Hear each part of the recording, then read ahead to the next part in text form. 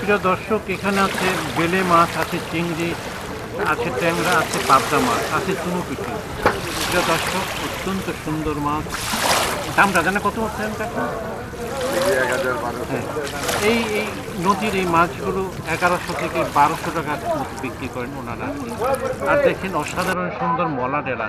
কাকা, এটার দামটা কত বলছিলেন জানেন? 800 টাকা এই মলা ডেলা, এবং বাচ্চা বাচ্চা মলা ডেলা এখানে আছে। আর এখানে আছে চাপিলা মাছ। এটা কাকা কত করে? কেজি 600 টাকা কেজি। পদ্মা নদীর